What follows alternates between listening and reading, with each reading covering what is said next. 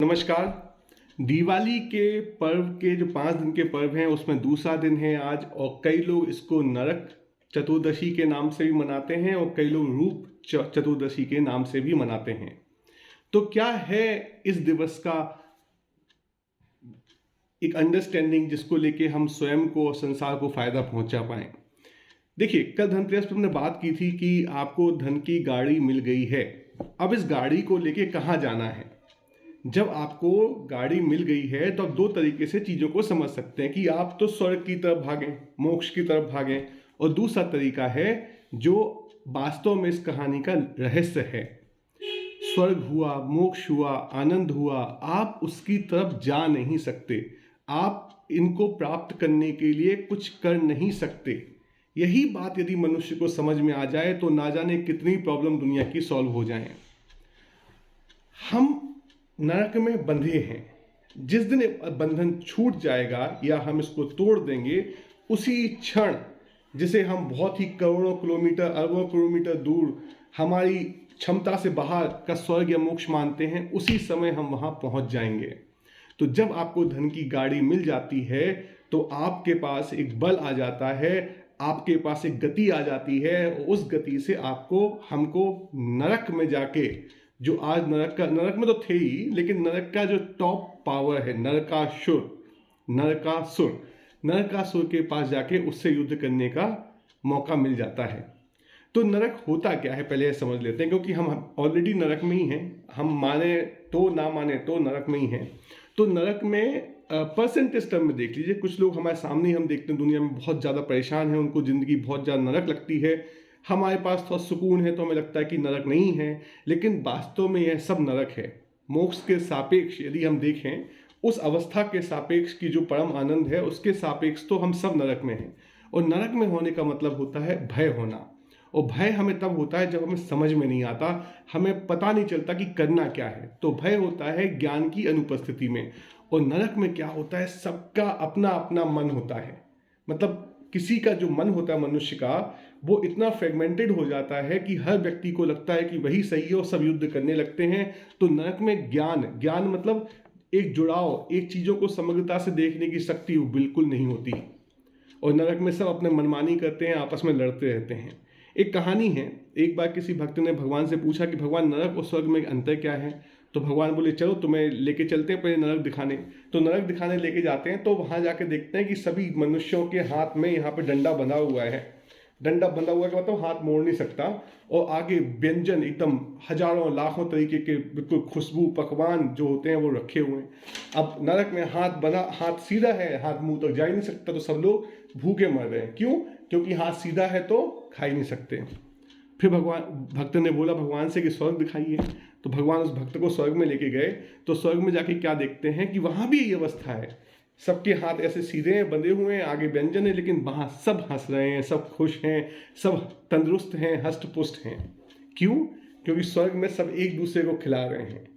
तो वही जो अवस्था नरक में, आदमी खुद नहीं खा पा रहा है तो एक दूसरे भूखा प्यासा एक दूसरे को मार रहा है, लड़ रहा है, झगड़ रहा है, वही स्वर्ग में इस लिमिटेशन को कि हम खुद नहीं खा सकते लेकिन दूसरों को तो खिला सकते हैं, तो दूसरा हमें खिला सकता है। तो बस यही इंटरडिपेंडेंस जो है, उसकी मान्यता यदि हमारे मन में बैठ गई तो स्वर्ग है, और वो नहीं, और हमें लगा कि सब अलग अलग हैं तो नरक है। तो यही है। तो आज हमें आज के दिन नरक में प्रवेश करके जो हम लोग का नाप तौल का जो माइंड सेट है, जो हमारी धारणाएं हैं कि ये ऊंचा वो नीचा, ये अच्छा ये बुरा, उसका वध करना है, उन मान्यताओं को तोड़ना है। और मान्यताएं कब टूटती हैं?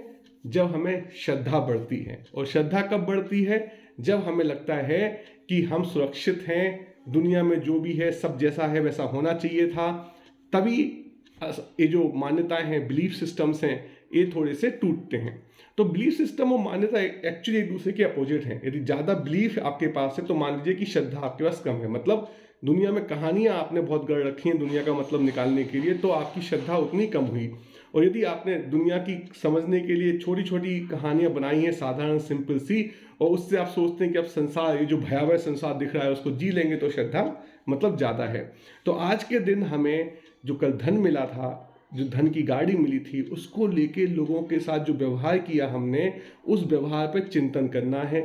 कल हमने क्या सीखा था कि हमें छोटे छोटे ट्रांजेक्शन्स करने हैं, लेकिन बहुत ही फ्रिक्वेंटली ट्रांजेक्शन्स करने हैं, जिससे हमें बहुत मौके मिले चीज़ों को, ज्ञान को हासिल करने के लिए, बहुत चीज़ें देखने को मिले।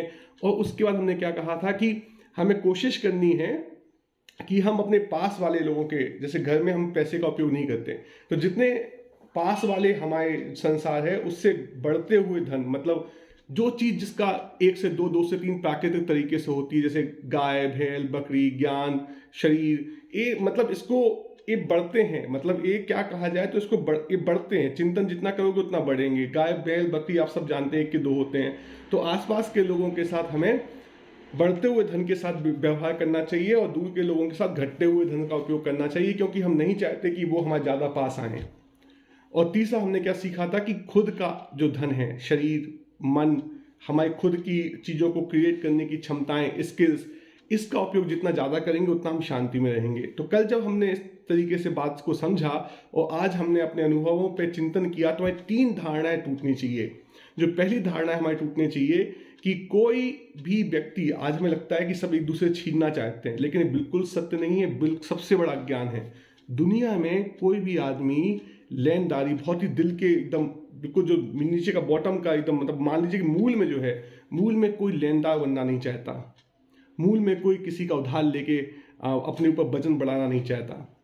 तो दुनिया में जब लोगों को आज ये लगता है कि सभी दूसरे से झपटना चाहते हैं, सच्चाई यह है कि हमें उस धारणा को तोड़ना पड़ेगा, क्योंकि हम में से कोई भी जिससे हम प्रेम करते हैं उससे लेना ज़्यादा नहीं चाहते, उसको देना ज़्यादा चाहते हैं। जहाँ प्रेम नहीं होता है वहाँ पे छीनने की भाव आते हैं।